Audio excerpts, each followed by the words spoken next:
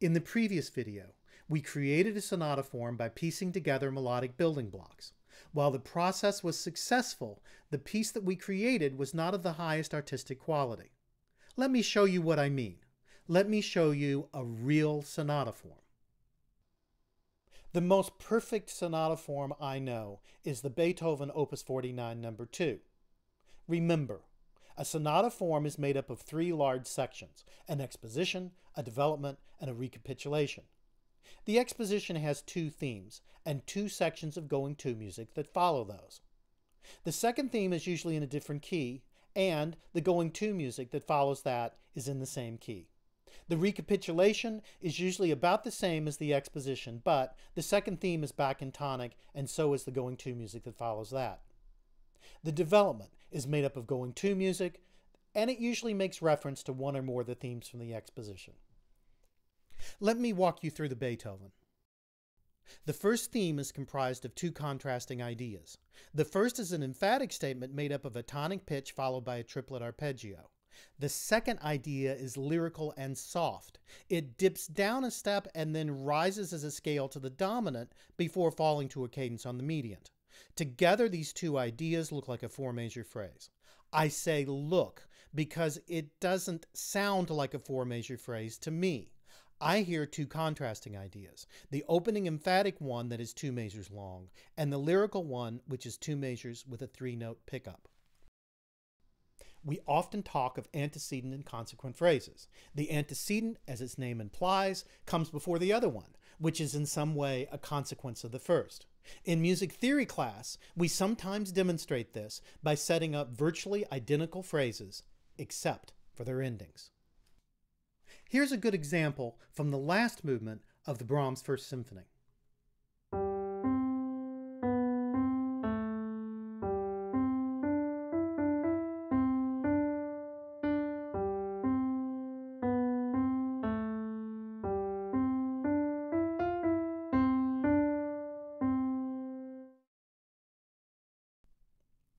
We sometimes describe antecedent and consequent phrases as a kind of question and answer structure. For example, the Brahms might be similar to this exchange. Question: going to school today? Are you? Answer: going to school today. I am. These are identical statements with different endings. Our Beethoven theme doesn't look like this. If the first two measures of the Beethoven theme is a question, it's a short emphatic one, something like this. Going to school. The answer that follows is something of a non sequitur, something like this. I will be thinking of clouds and unicorns and other fluffy things. This does actually answer the question, but not in a straightforward way. It's also a longer, more meandering statement, just like in the Beethoven sonata. What I'm trying to say is that Beethoven's theme is made up of two ideas. It's just that they're contrasting, not complementary. This doesn't mean that the one can't be viewed as the consequence of the other. This first four measure structure is repeated up an octave, and then the first theme is over. It is followed by going-to music made up of descending scales and triplet arpeggios. The second theme begins with three eighth note pickups on the dominant of the new key, D major. This is followed by a series of quarter notes that descend a step, go back to the first pitch, and then ascend a step, and then cadence. This two measure phrase is repeated with the quarter notes up a step. A new idea is introduced based on a descending scale. It begins with three eighth note pickups, now forming a descending scale, and continues with the three eighth notes on a unison that descends to tonic. This idea is repeated and expanded before returning to the first idea from the second theme. At this point, the entire second theme is repeated, with the ending changed, and it flows into some going-to music. This makes the second theme a binary form. The binary's A section is characterized by the repeated pickups followed by the quarter notes. The binary's B section is characterized by eighth note pickups that form a descending scale and by descending scale patterns in general. The whole binary is then repeated. The following going-to music is made up of triplet scales and arpeggios. After a double bar, The development begins in D minor, the dominant key of the piece. It starts out with a reference to the first theme, now in minor. It is repeated in A minor with the ending changed, and it's followed by some going to music in E minor. This is followed by a descending scale that leads back to G for the start of the recap. We can skip the recap. It's important for artistic reasons, but not for the purposes of this demonstration. Here's what the piece sounds like.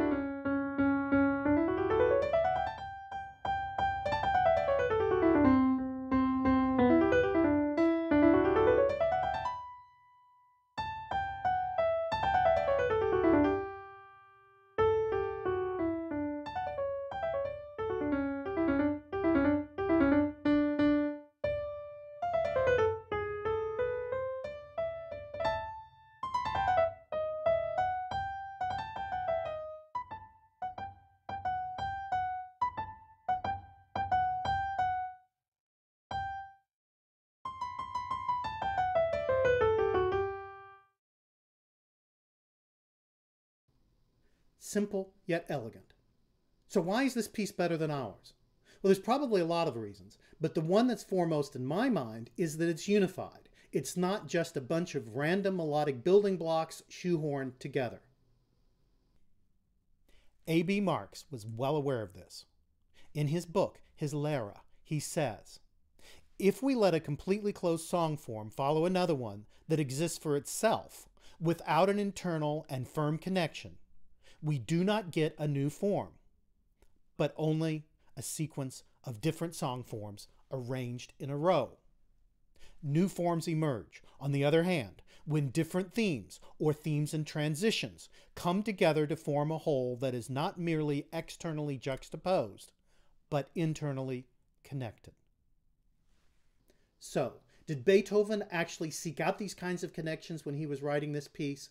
I think that he did, and I can demonstrate this by comparing the sketch for this piece with the finished product. The use of sketches is widespread amongst composers, but their use is not well known to the general public. The use of sketches by artists is well known to everybody. Let's take a look at a sketch by Leonardo da Vinci. Notice what it's missing: color and nuance. Notice what it's got: form and structure. The purpose of this sketch is to provide a structure that will allow Da Vinci to place additional objects in the scene. Leonardo has even provided a temporary artificial structure in the guise of a perspective grid to help assist in this process. Composers create sketches for similar purposes. The sketch for Beethoven's Opus 49 No. 2 contains a melodic line for the complete exposition and the development. I've placed this above the finished melodic line in the scrolling score. While there are many differences between the sketch and the completed work, all of the major components found in the finished piece are found in the sketch in their final locations. In other words, the structure for the sketch is the same as the finished work, even if the details are different. Notice also that Beethoven has created a melodic sketch and not a harmonic plan. Much current wisdom states that sonata forms make use of harmonic plans to create their basic structure. The idea is that composers would first devise a series of chord progressions or modulations, and that these would provide structure for their pieces. It also suggests that looking for structure in patterns of melodies and themes would somehow be misguided. However, in looking at Beethoven's sketch, it sure looks like Beethoven is using melody to structure his sonata. The real reason I wanted to look at the sketch was so that we could compare it to the completed piece, and thereby determine how Beethoven went about improving the flaws in the sketch. In the score, I will underline those parts of the sketch that differ from the finished piece. The first difference is in the first measure, where the sketch contains 16th notes instead of the triplets found in the finished work. If a student brought this sketch to me as a composition teacher, the first thing I would complain about is these 16th notes. There's nothing inherently wrong with them, but they don't relate to anything else. The only time 16th notes appear in the piece is at the beginning of the first theme. This is a problem because as a listener, I would hear the 16th notes and expect that Beethoven had introduced them for a reason, that they will become important later on in the piece. But they don't. It's like introducing a character on page 1 of a book and then never mentioning that character again. Beethoven fixed this problem by changing the 16ths to triplets. Now, the promise that this opening idea will be developed later is fulfilled by all of the triplets in the going-to music later in the piece. The second place in the piece with a discrepancy is at the end of the first theme. In the sketch, there's a rest after the cadence. The musical motion stops dead at that point. By stopping dead, it seems to signal an important structural point in the piece. But this probably shouldn't be an important structural point. The piece has barely begun. Beethoven adds an 8th note passage that flows out of the cadence to keep the motion going, and to merge the end of the first theme with the beginning of the next section of going-to music. The next big difference is in the second theme. The 8th note pickups and the quarter note melody are found in the sketch, except with different pitches. In the sketch, the unison pitches are attached to the quarter notes, and a kind of scale idea is associated with the pickups. In the finished version, the quarter note idea actually harkens back to the lyrical part of the first theme. It goes down a step, back up a step, and then a step higher. By changing the quarter notes to that pattern, Beethoven has made a connection between the first and second themes. Notice also that the changes Beethoven made to the B section of the second theme now have a much clearer descending scale and a reference to the 3 repeated notes of the 8th note pickups. Let's look at one more place. At the start of the development in the sketch, Beethoven copies the opening measure of the first theme verbatim and transposes it to the minor dominant. In the finished version, Beethoven does the same kind of thing, but makes a change.